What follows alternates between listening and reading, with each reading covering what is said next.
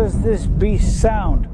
Some cars are what I call an echo of the past. There are others that are the scream toward the future. But the good thing about this one next to me is that it's both at the same time. Mercedes-AMG Gran Turismo Coupe 2025.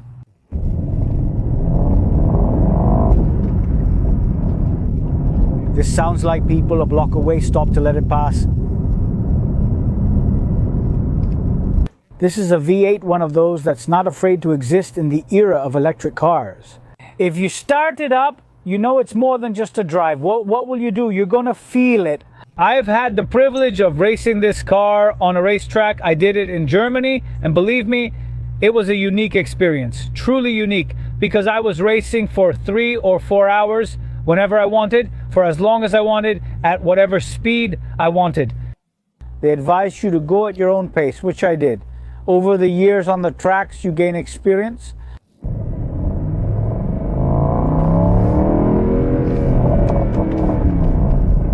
And I put it in manual mode. How does this sound?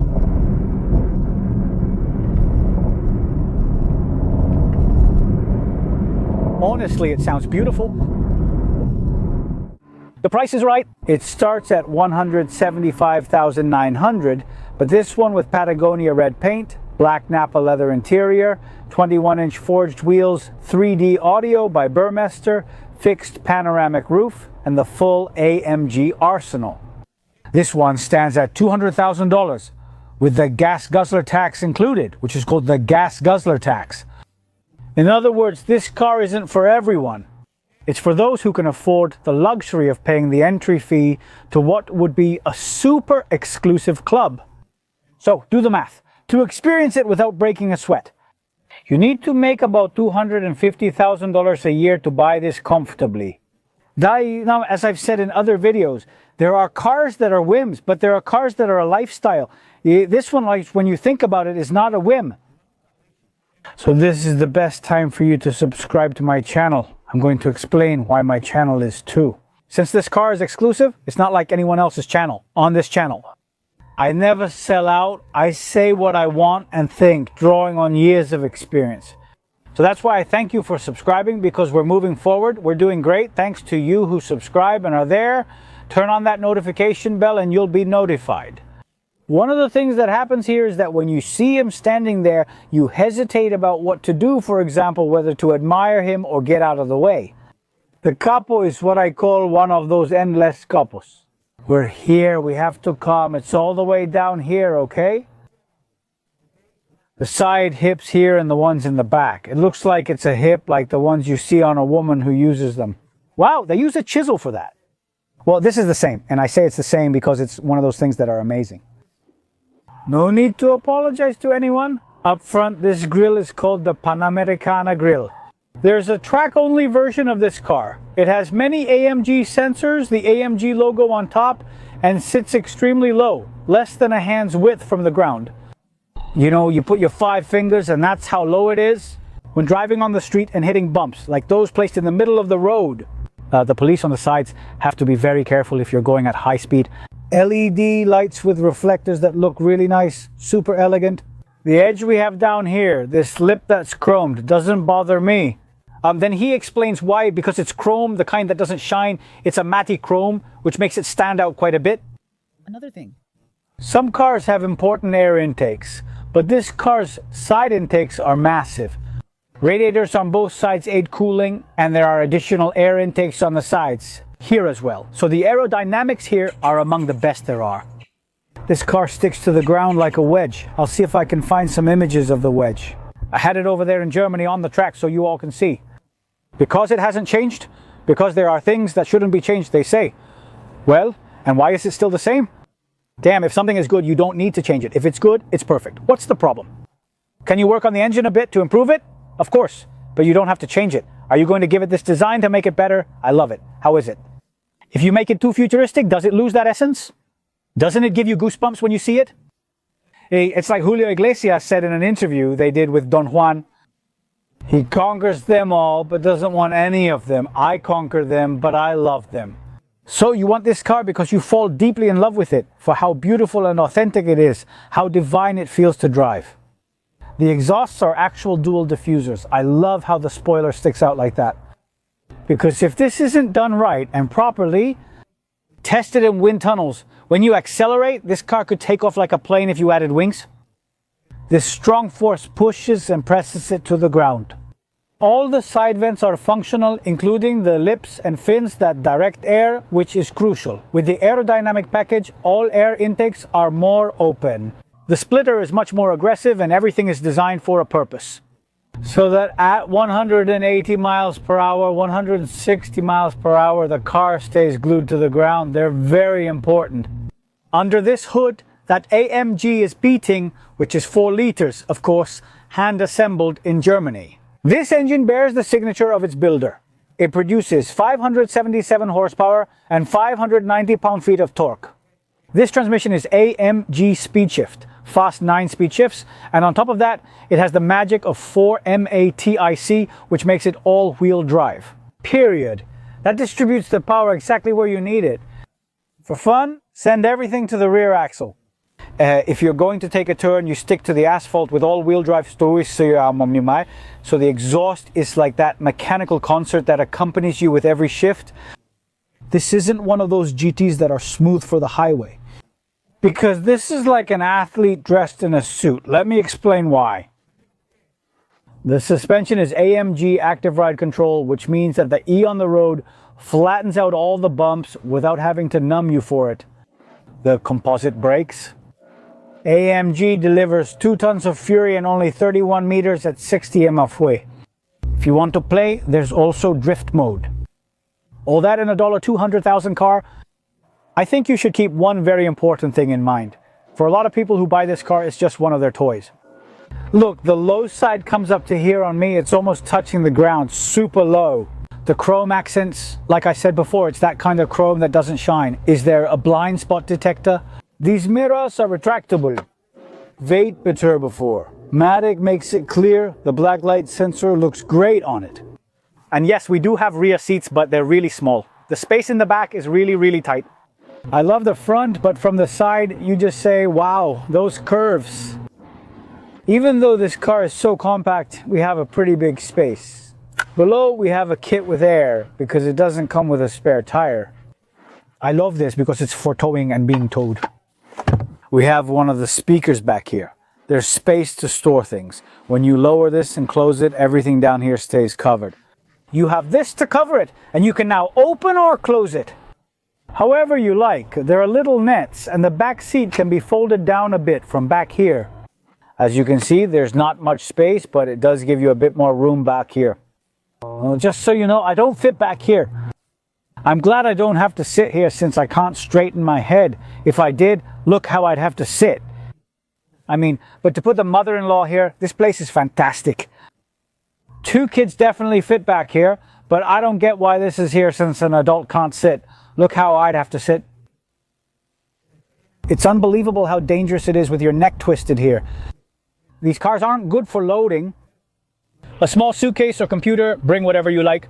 But for a person to sit here, it's only just the right size for a mother-in-law, any mother-in-law. Put her in, close it, and drive at 200 mph to see what happens. And I'm serious, when you open the door and sit here, the contrast practically disarms you. Leather, Napa, black, all with the stitching, of course, in white. It looks really good. I'm taking advantage of the cloudy weather since it wouldn't look good even at night if it was sunny. So you can notice the red lights that can change color, which go all the way around. Believe me, it's flawless, okay? The fine stitching, the microfiber sealing, everything. The seats have heating, although here where we are right now, we don't need them. Honestly, because we're in Miami, I have the modes below on the steering wheel. Driving modes, which are Smart, Custom, Sport, Sport Plus, and Track.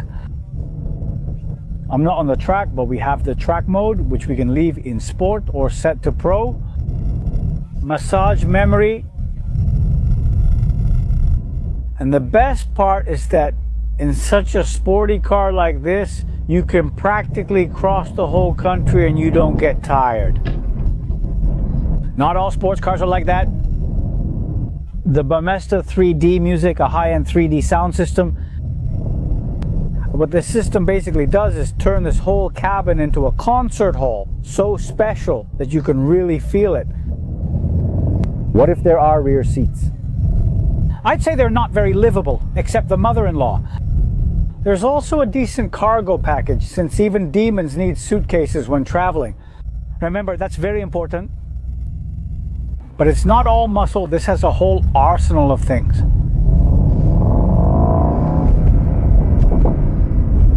It's called Driver Assistant Package.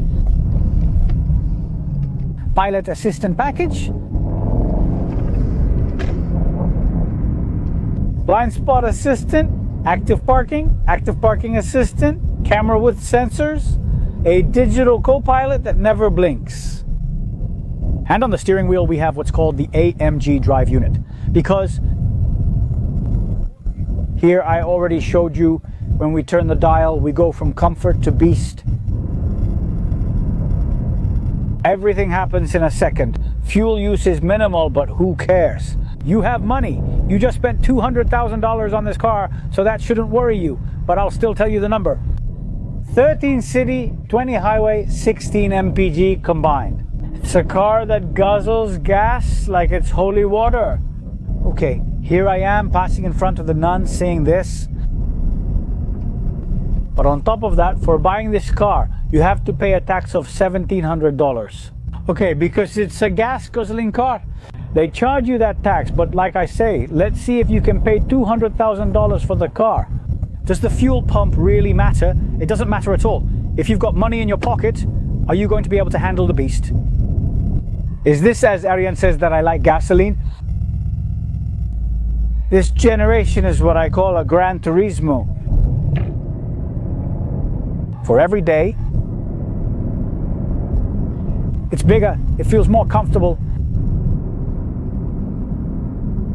But this is still 100% purebred AMG, and watch out.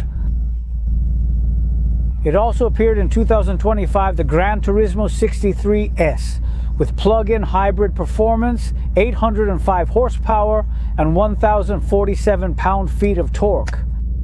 That's a green monster, okay? 2.7 seconds from 0 to 60 if you buy that version. But we're already talking about a different league, and we're also talking about a different price, because competition is fierce in this segment. I recently had the Aston Martin Vantage, that's one of the competitors, which has 656 horsepower. Pure British character. In that car, you have the Porsche 911 Gran Turismo Sport Hybrid, less drama, more precision, and the precision we're talking about is surgical. But if what you're looking for is total opulence, the Bentley Continental Gran Turismo Speed Hybrid also has 771 horsepower and an interior that looks like a radiant mansion. But out of everything I mentioned, none of them gives you that balance of daily use with the brutality called AMG. None of them offers you all that. So when you're sitting in here, the central cluster is 100% in clear view. Okay, this doesn't block me at all. It just told me that I need to add a quart of oil the next time I fill up the car with gas, meaning it's a quart low on oil. I have paddles behind the steering wheel and have already shown you the driving modes. On the left side, I can also make changes, as you can see here, like disabling traction control, switching to manual mode, making the engine louder, and other features you can control. You have standard and adaptive cruise control here. Switching to M puts it in manual mode for paddle use only. The bottom part of the steering wheel is flat, and don't you feel claustrophobic? Inside here, it's very important. There's really good visibility. Look, the sunroof. It's the standard sunroof for the two front seats in a car of normal size. Two USB connectors, wireless charger, cup holders here and in the doors. When we open here, there's a good space that also has two USB connectors in there. We're discussing USB-C in every instance mentioned here. The screen, the camera, I move and handle it however I want, taking it out, putting it in, moving it farther or closer. Okay, great. Did you see? I mean, for my daily use as a sports car, as an option, I'm really happy with this car. I like it a lot, and on top of everything, it feels phenomenal. It's just that it's an experience, it's a totally different experience from what everyone is used to driving. Any philosophy? And we have this little rest here, so you can rest your arm here if that's what you want to do. Brutal. Brutal, brutal.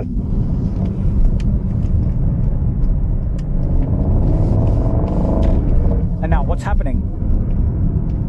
What's going on here? What's happening here?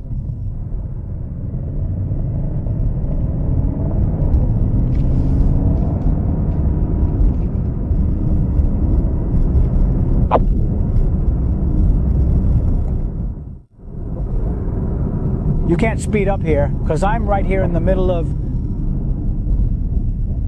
a regular neighborhood, so you can't speed up like that here. Crazy, but it's just that I'm here in a car that has brute force. With so many chickens in the neighborhood and on the street, there aren't many left on my block because the 3 foxes living with me have eaten them all. I find the pieces in the morning and they eat them. It's fine. That's life. Let's take one important thing into account. This is not a car to convince anyone, it's a car to remind yourself. What I say in many of my videos, some engines like a V8, especially handcrafted ones, have soul. It still has its own big space in this electric world.